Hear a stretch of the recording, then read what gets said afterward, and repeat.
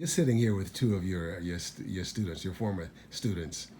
Um, I don't know if this is a legitimate question, but what was your mindset? What did you say to them specifically? What did you try and instill in them so that they would In be? the class, Yes, in ma'am. their usual bathroom with me?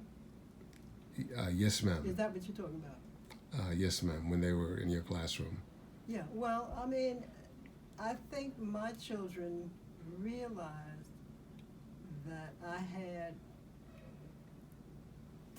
I wanted them, and I tried to put it into them, that no matter what anybody looks at you and thinks that you can do nothing, and just look at them and laugh at them because you know how to take care of yourself and you know how to follow the work that we have in classes.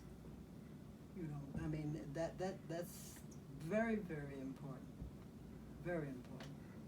Well, you know, if you don't mind, since you are sitting here with two of your students, I have a question for Miss Thurmond and Miss McKee. What what was there about Miss Brunson that gave you the tools and the understanding that you had something of substance to do with your life? Well, for me, it's exactly what Ms. Brunson just said. It was actually two things. It was that they let me know that I was smart.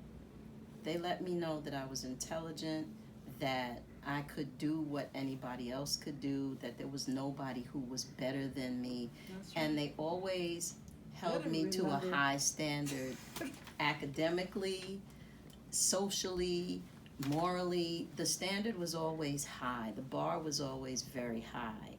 And so I never wanted to fall below that bar. I respected them, and I also knew that they cared about us, that they loved us, that they were invested in us doing well. And I remember when I went to prep school, I had an English teacher who was basically telling me that I didn't know how to write. I think they told it to everybody. Didn't know I think how? they told it to every black Told student me that that I came. couldn't Told you Right. didn't know how? Exactly. And Really? I knew Punch you in the that face. I knew how to write because I had two of the best English teachers. In 6th grade, I had Miss Mott, Minnie Mott, Oh, now you're talking about some talk. and for That's what on 7th Sunday. and 8th, Really? really? And for 7th and 8th grade, I had Ms. Brunson.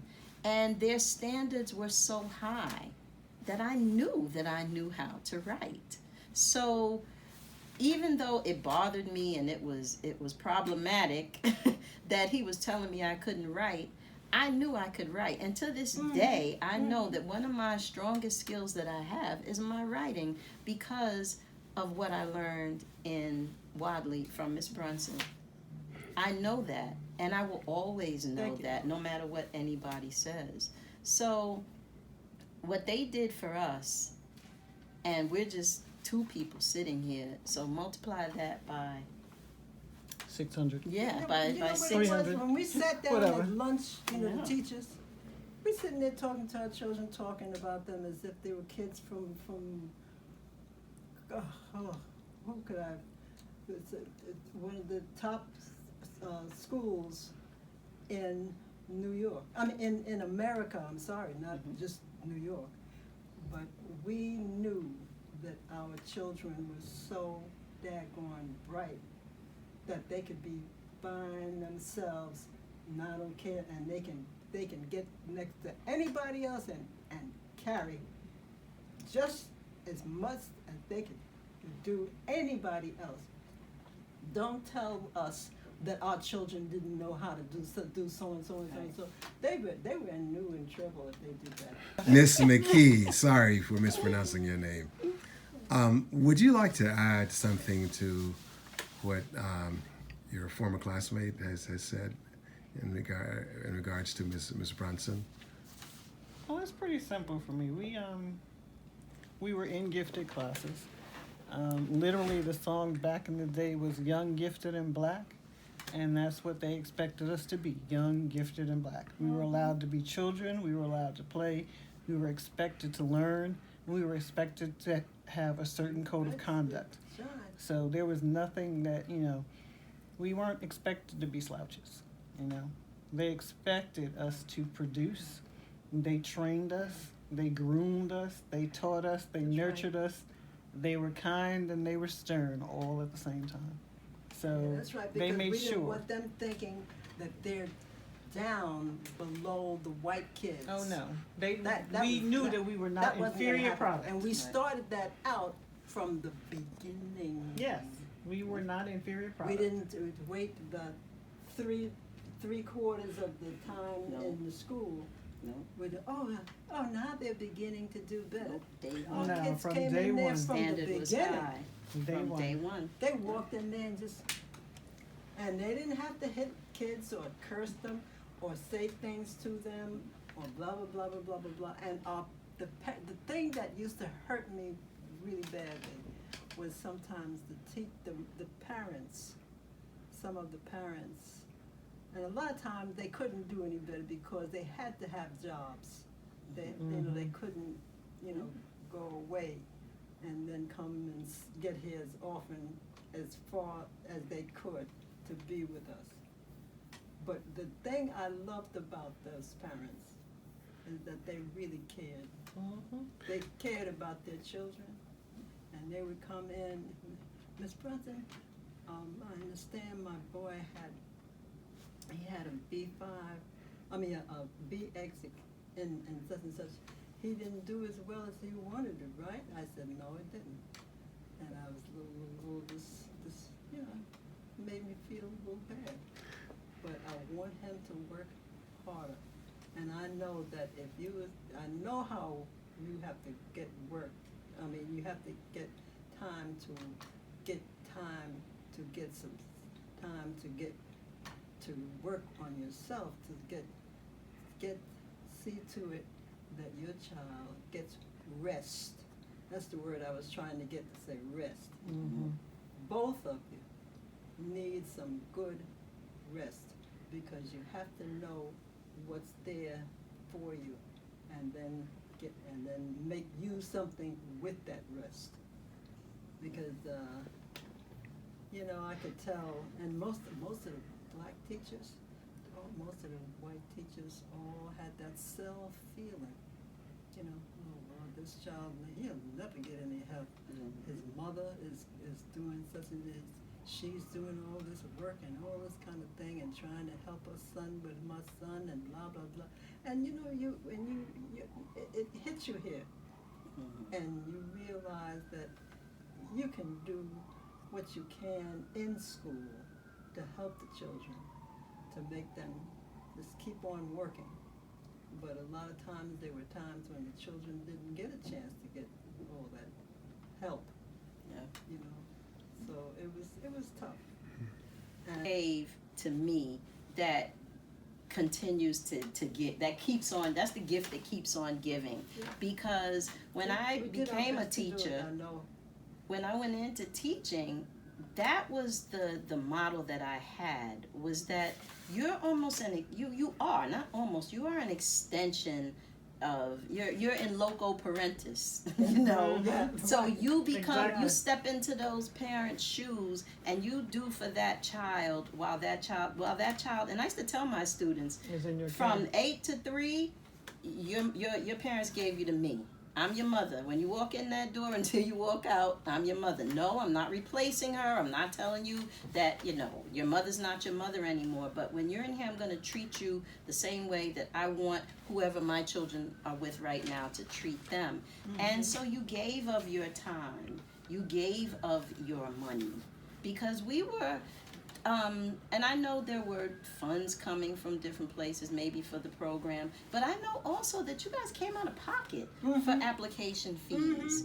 And your time is precious, time is valuable. So those days, those weekends, those after schools when you spent time with us to Yeah. bring us up academically, That's right. so that we could take those entrance exams for prep schools, those filling out the applications. I know my mother she didn't have any knowledge about prep schools and all that and applications and this and that. So somebody had to assist her with that, and you guys did that but on they your started own working time. on it. They started trying to hear about it because they, when things were happening, and we wanted the children to at least tell your mother, I would like her to come to a meeting. I'm going to have a meeting with about 5 or 6 of you, and a lot of those people were working for white people and everything. What do you think? What do you think happened to change that attitude of help that you're referring to, Ms. Thurmond? I mean, I think it does still happen on some level. I don't know that it happens in a lot of places with the same intensity as it happened in Wadleigh when I was there. I think that answer to that question is not a simple one. I think many things have changed. I think there was a different kind of there was a different level of hunger for education 40 years ago, 50 years ago And than part of there it was is now. because we were more deprived of it, or we felt more deprived of it than we do now. Got it. And So I- because of that, the Right. children are taking for granted that, we're supposed to go to school, we have classes, we can get an education, but, it's not the same as where we actually had to fight for the equality, and we had to fight to get into schools, and we weren't allowed to do certain things. And now, because they see it as a little more accessible or a little easier to get into, they're not fighting as hard. That's how I feel. And I also think there's a level of frustration and kind of a Wizard of Oz kind of thing, where people have opened the curtain, and now, because we told people, work hard, go to school, get an education, and you can do this, that, and the other, but people still see all of these obstacles being thrown in the way. And I think people are saying, yeah, you told me that, but it's not all what you told What do me. you say? What do you say to your kids? Where's my 6-figure job? You're right. That's what they're doing. So what do you say to your kids, Ms. Thurmond? In terms of education? Well, you talk about the curtain having been pulled back, and those obstacles are still there. What do you say to your young people, your children, your biological children, when they experience those kinds of frustrations? Well, I tell them, there are obstacles. There are always going to be obstacles. But what's the alternative? The alternative is that you don't have an education, and then you really are, instead of being, 1 block behind, you're 12 blocks behind. So there are obstacles. There are always going to be obstacles, and as the world changes, the obstacles will change. But that doesn't mean that you don't still go for what it is that you need to go for. You don't. Education is capital. It's collateral. It's one of the few things in the world that no one can take from you. Yes. And it still does open doors. It may not open every door. It may not open the doors that it does open as widely as you would like them to be, but it definitely makes a difference, and it matters. And you can create doors. You can build doors where there were none. That's right. With education. That's you can right. kick doors open Tell with it. education. Tell it. So I tell that to my own children. I've said that Good. to my students. And part of the education is learning how to juggle those obstacles or how to overcome them. So it's learning how to take the steps, leaps, and bounds that you have to take to get to the place you want to be. It's like, okay, you told me that I'm not allowed to do this. I'm sorry, I believe I am. So I may not go through your door, but I'm going to go through another one. So, you have to make sure that you're still willing to push through. That's what it is. And I and my own personal children, I remind that their great grandparents were considered property by someone. And so we're not talking, that sounds like a long time ago, but my mother's grandfather and grandmother were enslaved My grandfather was only born 14 years, no, not even 14 years, 9 years after the Emancipation Proclamation was signed. So we're not talking thousands and thousands of years ago. So we don't have to look back very far to see the growth that we've had. And yeah, that's not to say that we're where we want to be, but we're not considered property. And those people somehow managed, despite everything, despite having none of the opportunities that we have, they somehow managed to live and to make a way for the next generation, who made a way for the next generation, who made a way for me, who made a way for them. So if for nothing else, just on a level of spiritual and generational gratitude, you owe it to those people who chose life, because they could have jumped off the side of the boat. They could have said, I'm gonna hang myself, whatever. They could have said, I can't see anything better than this, so I'm gonna choose not to live. People who really couldn't see anything better than that, somewhere in the back of their mind, maybe had you in mind, that you might exist one day. So if for no other reason but to thank those people, you can't just say, oh, it's bad, I'm giving up, the deck is stacked, the game is rigged. All of that is true. But it's always been stacked against us. It's always been rigged. And people have somehow managed to survive. So exactly. That's one of those poems I learned in 180, PS 180, was one of the first poems. I used to have a teacher, Mary Ann Callwood, who had us memorize poetry, and one of the first poems I ever memorized was Mother to Son. Well, son, I'll tell you. Yeah, Life for me ain't been no crystal stair. So, you have to continue. You have to. And we were told, we found out after we talked to our grandparents in South Carolina, and then we let them know that all of that stuff, that the whites thought they could just walk over them, and forget them and everything. And they talked about how they got their hands on their children and it started helping them, and that put them in spots, and said, now look, don't forget this. Now this test is such and such and such.